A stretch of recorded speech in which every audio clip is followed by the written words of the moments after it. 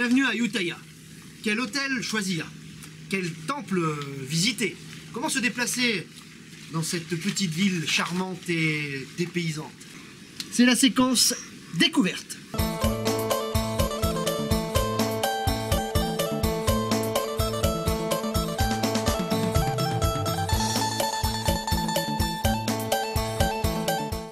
On a décidé, lors de notre séjour à Bangkok, de faire une petite excursion à Ayutthaya, un site fantastique. On en reparlera dans quelques jours. On va y rester 2 jours. Pour y aller et pour y accéder, rendez-vous au Northern Bus Terminal. Nous y sommes à un énorme terminal de bus sur 4 étages de haut qui dessert évidemment tout le nord de la Thaïlande, que ce soit Chiang Rai, Chiang Mai, et j'en passe et des meilleurs. D'accord? Nous, c'est Ayutthaya. On a pris nos billets là derrière. Minivan. On a payé 210 pour toute l'équipe avec les sacs. Hein, en 1 heure, on devrait y être.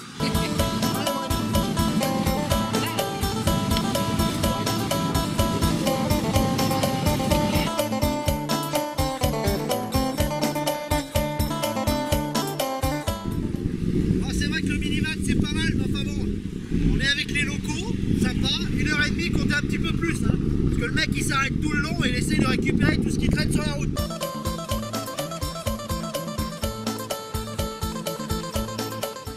Alors choisir un hôtel à Ayutthaya n'est pas chose facile. 2 choix s'offrent à vous, soit prendre le luxe et la volupté mais un petit peu éloigné du centre-ville, soit prendre un petit hôtel de routard carrément dans le centre. À vous de voir, nous on a choisi, je vous laisse deviner, le luxe et la volupté. Bienvenue au Ban Thai House.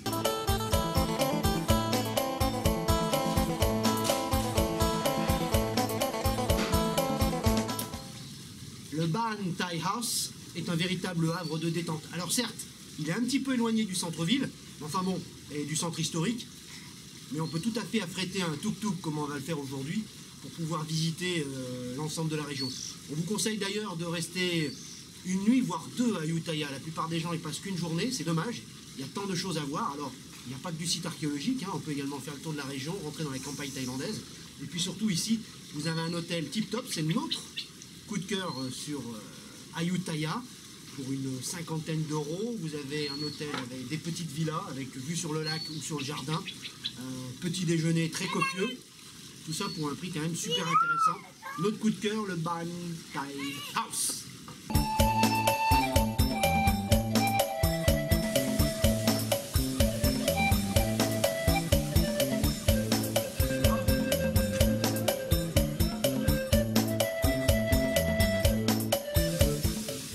Alors évidemment, on vient à Ayutthaya pour ses temples, 400 au total, une histoire foisonnante, une histoire évidemment sanglante également, l'histoire du royaume de Siam.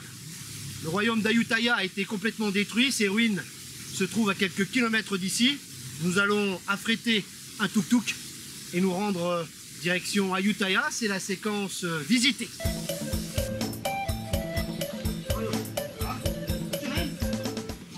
J'aime faire copain-copain avec le conducteur du tuk-tuk.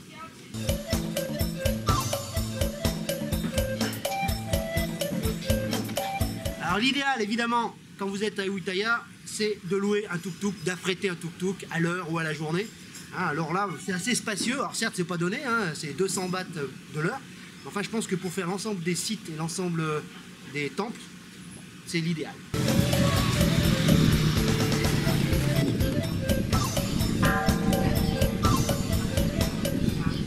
Bienvenue au temple du Wat Phanan Chang. C'est un temple qui date de la fondation d'Ayutthaya, même d'avant. Hein, la visite vaut surtout pour son énorme Bouddha en position de soumission aux démons que nous allons voir à l'intérieur.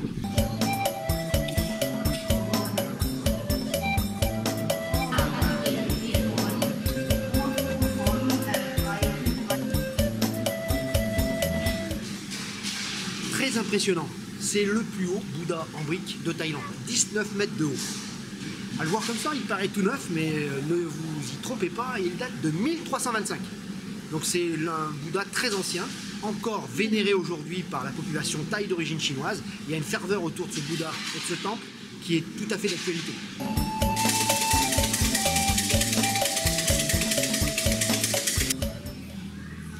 Pour accélérer leur accès au nirvana et réduire le nombre de renaissances, chaque Thaïlandais est amené à faire des actes méritoires dans sa vie, comme évidemment nourrir les bronzes avec ces petits paniers garnis, hein, ou faire des dons en argent, hein, au temple.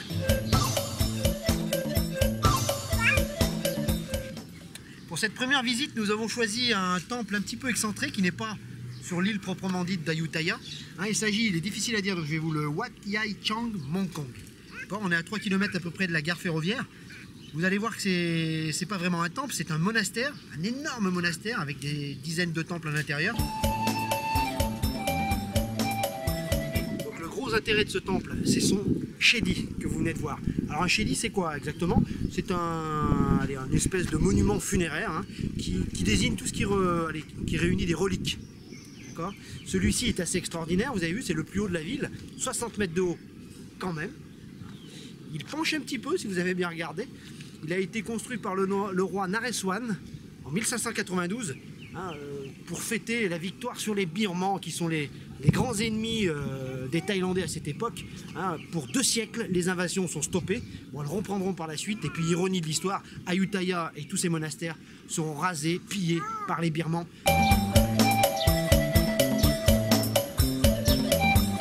Évidemment, la montée se mérite surtout par 30 degrés au soleil.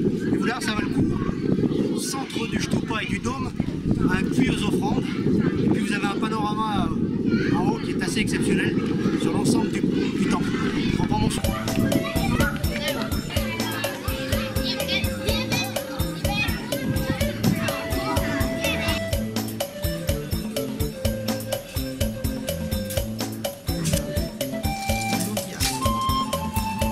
Une petite offrande à la feuille dorée pour son karma et éventuellement pour une vie meilleure. Il existe 32 000 monastères en Thaïlande. C'est énorme, pour à peu près 200 000 moines. Il faut savoir qu'il existe 2 types de moines. Le bonze, qui lui a consacré sa vie évidemment au culte et qui reste moine à vie. Et puis vous avez également les moines que vous croisez un petit peu partout en Thaïlande. Il faut savoir que chaque Thaïlandais homme doit revêtir au moins une fois dans sa vie la robe safran.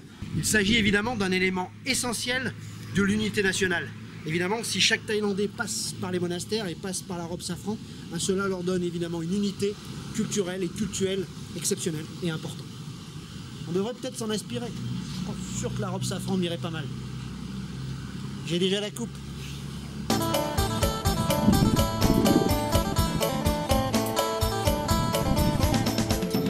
Ne pas oublier, avant de quitter ce magnifique temple, à gauche, avant l'entrée, caché derrière un mur, un grand Bouddha couché de 7 mètres de long, où chaque Thaïlandais vient écrire des petits messages d'espoir.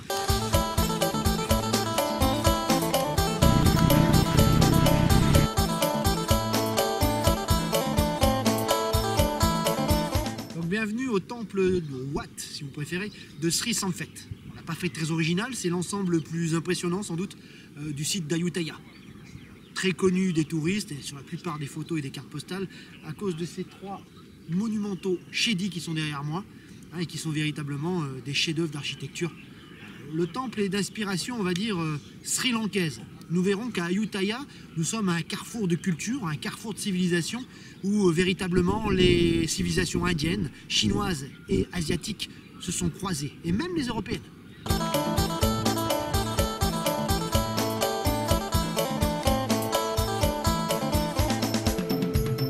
Les 3 stupas monumentaux qu'on vient de voir sont des représentations des 3 premiers rois d'Ayutthaya. Je vous rappelle que les Chedi sont des monuments funéraires regroupant des reliques. Sans doute les reliques de ces premiers rois d'Ayutthaya qui ont fondé la ville au XIVe siècle. Tout commence en 1351. Sukhothai, la capitale du royaume de Siam, est en déclin. Un prince Thaï, Wutong, décide donc de changer sa capitale. Alors que les militaires propose au prince Wutong d'installer sa capitale dans les plaines du sud, où ils pourront voir venir de loin les envahisseurs. Hein, d'autres conseillers, et notamment les prêtres, lui conseillent de chercher et de trouver le Nan, l'eau. Les sages conseillèrent au jeune prince un ancien site mer au croisement de 3 rivières. Au royaume d'Ayutthaya, la ville d'Ayutthaya était née. Le prince changea de nom et devint le nouveau roi de cette nouvelle capitale. Il s'appela Rama Thibodi Ier. Nous sommes à l'intérieur d'un des Chedi. Outre le fait que ça sent terriblement la chauve-souris, Anakan ne me démentira pas, nous sommes ici pour vous dire que Après la fondation d'Ayutthaya, rappelez-vous, la demeure du dieu Rama, un des princes les plus célèbres d'Ayutthaya, le prince Naraswan, qui va vaincre les Birmans, va changer évidemment l'étymologie de sa ville en l'appelant Ayutthaya, c'est-à-dire l'invincible. Tout simplement parce que les Birmans sont battus, ils ne reviendront pas avant 2 siècles.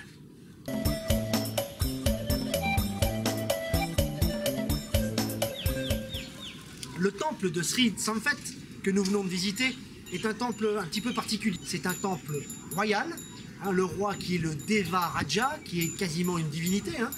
Cette tradition vient sans doute des Khmers, hein, qui avaient exactement la même croyance. Sachez qu'il y a 33 rois qui se sont succédés dans la ville d'Ayutthaya avant qu'elle tombe aux mains des Birmans et qu'elle disparaisse.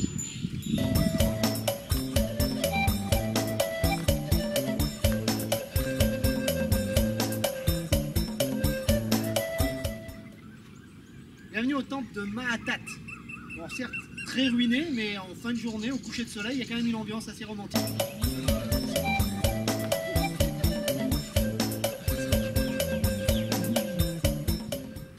Donc les tours sanctuaires qui sont juste derrière moi sont appelées Prang en Thaïlande, Prasat encore pour ceux qui sont allés. Évidemment, ces tours sanctuaires ont une forme tout à fait originale, rien à voir avec les Chedi, rappelez-vous, ces espèces de cloches qu'on a visitées aujourd'hui. Hein, les Prasat ou Prang sont beaucoup plus ramassés sur eux-mêmes, ils ressemblent un petit peu à des épis de maïs géants. Hein, en tout cas, ils ont à peu près la même fonction. Hein, ces tours sanctuaires sont assez importantes ici, même si elles sont dans un triste état. Pour en voir des belles et pour en voir évidemment des remarquables, direction Angkor Wat, une de nos prochaines aventures.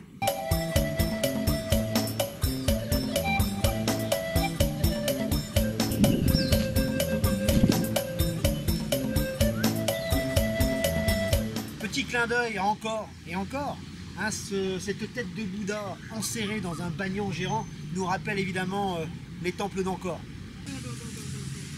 Outre le magnifique coucher de soleil évidemment sur le temple et sur les Bouddhas, vous avez le gros avantage quand vous venez en fin de journée comme ça, il est bientôt 18 h, c'est d'être quasiment en tête à tête avec la tête de Bouddha pris dans le bagnon géant. Et là c'est vraiment un moment mémorable et peut-être un des grands moments de notre voyage en Thaïlande. Autre moyen super sympa de visiter la région, évidemment, The Bicycle. Certes, elle n'est pas très virile, mais en tout cas elle nous permet de découvrir la région un petit peu d'une façon autre qu'avec un tuk-tuk. On prend son temps, on découvre des lieux un petit peu étonnants et hors des sentiers battus. L'hôtel Bantai House vous offre les vélos gratuitement, évidemment, vous leur demandez, on vous donne un petit cadenas, et direction la Pampa.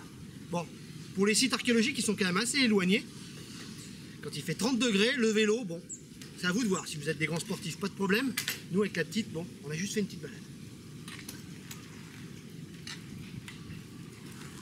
Voilà, notre séjour à Ayutthaya prend fin.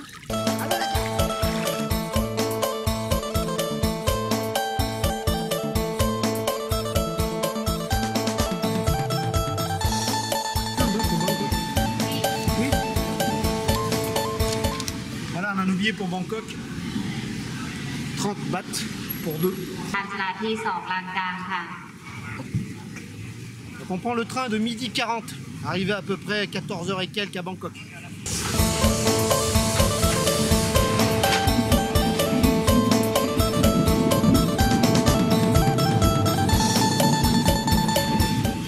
Le train n'est pas la façon la plus confortable de voyager évidemment entre Ayutthaya et Bangkok, mais c'est sans doute la façon la plus typique et la plus sympa. Alors certes, il n'y a pas de fenêtre, on est à l'air libre, ça se coule dans tous les sens. C'est vraiment une expérience unique. On voyage avec la population, il y a des moines, il y a des Thaïlandais partout. On est vraiment bien là. En 1h30 à peu près, nous serons à Bangkok.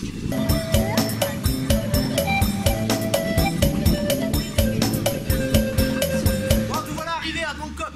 Alors certes, lui aussi il a pris son temps. Hein. Pour 30 bahts, on ne pouvait pas non plus arriver à l'heure, hein. C'est pas la SNCF, quoique. On est arrivé avec 25 minutes de retard, il y a des travaux sur la voie. Enfin, ça a été une expérience assez sympa.